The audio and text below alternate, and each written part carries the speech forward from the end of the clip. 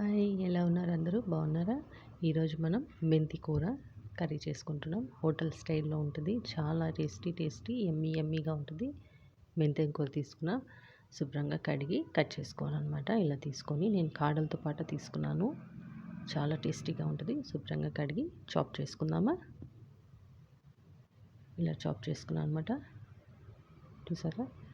ఇలాగా శుభ్రంగా కడిగి చాప్ చేసుకున్నాము. వెల్లుల్లిపాయ రెడీగా ఉంచుకున్నాను. మెంతి కూర రెడీగా ఉంది. యమ్మీగా టేస్ట్ కర్రీ తయారు చేసేద్దాం.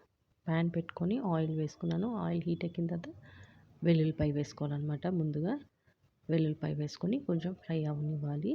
అవి కొద్దిగా కలర్ బ్రౌనిష్ వస్తున్నాయి అనగా వరకు ఫ్రై అవనివ్వాలి. అవి బాగా కొంచెం ఫ్రై అవుతున్నాయి అనగా చూడండి, మనకి కలర్ తెలుస్తుంది కదా, బ్రౌనిష్ వచ్చినాయి. ఇప్పుడు మెంతి కూర వేసేస్తున్నాను. కొంచెం ఆయిల్ పడుతుంది, మన ఇష్టం, తక్కువ ఆయిల్లో అయినా చేసుకోవచ్చు. కొద్దిగా సాల్ట్ యాడ్ చేస్తున్నాను.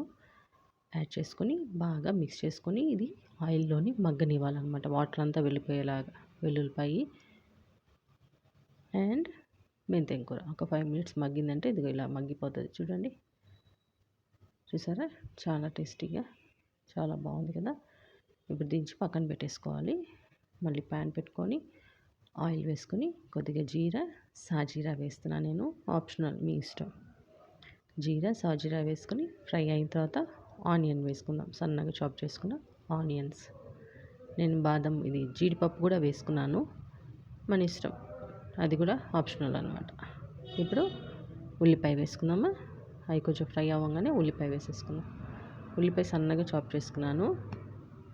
ఉల్లిపాయ వేసుకొని బాగా ఫ్రై అవనిద్దాము.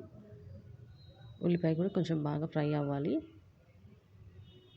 చూసారా, గోల్డెన్ బ్రౌనిష్ వచ్చినాయి. ఇప్పుడు టమాటో వేసుకుంటున్నాను. నేనైతే 2 టమాటో తీసుకున్నాను, చిన్న సైజు. మన ఇష్టం, పెద్ద టమాటో అయినా తీసుకోవచ్చు. ఒక 3 అయినా వేసుకోవచ్చు, అంటే గ్రేవీని బట్టి. ఇప్పుడు కొద్దిగా సాల్ట్ యాడ్ చేస్తున్నాను. ఇది మనకి రెడీగా ఉంది. ఆయిల్ దాంట్లో కూడా ఉంది.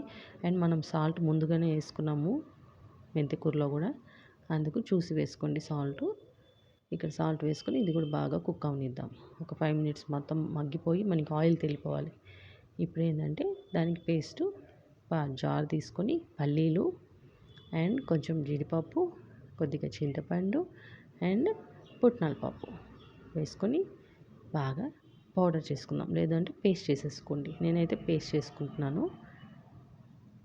ఇప్పుడు కారం, కొద్దిగా కారం వేసుకున్నా, కొంచెం పసుపు వేసుకొని, మన కారం ఆప్షనల్ అనమాట. మీరు స్పైసీగా కావాలంటే కొంచెం స్పైసీగా వేసుకోవచ్చు కారం. నేనైతే 2 spoons వేసాను.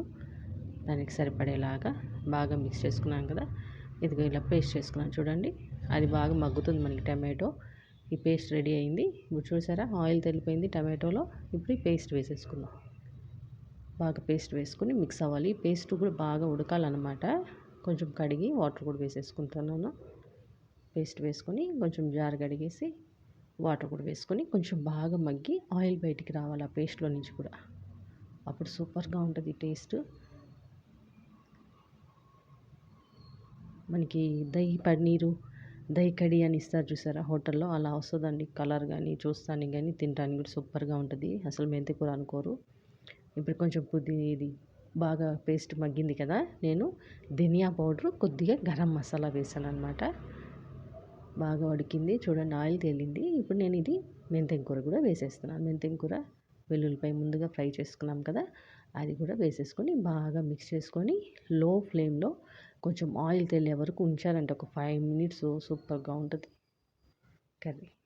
చూసారా, ఒక 5 minutesలోనే ఎంత ఆయిల్ తేలిపోయిందో. ఇప్పుడు పైనుంచి మనం మీ ఇష్టం, జీడిపప్పు అయినా వేసుకోవచ్చు, గార్నిషింగ్కి కొత్తిమీర వేసుకోవచ్చు. నేనైతే ఇలాగే సింపుల్గా చేసేసాను. చాలా టేస్టీగా ఉంటుంది. సర్వ్ చేసి చూపిస్తాను. బాగా ఆయిల్ తేలింది, ఇలా ఉడకాలన్నమాట. ఆయిల్ తేలితే సూపర్గా ఉంటుంది. చూసారా ఎంత కలర్ఫుల్గా ఉందో. మీరు తప్పకుండా ట్రై చేయండి. ఇలా సర్వ్ చేసుకున్నాను అనమాట. నేను రైస్లోకి బాగుంటుంది, చపాతీలోకి బాగుంటుంది. నేను గ్రీన్ చిల్లీతో, ఆనియన్తో అండ్ లెమన్ తోటి సర్వ్ చేశాను. విత్ వైట్ రైస్ తోటి అండ్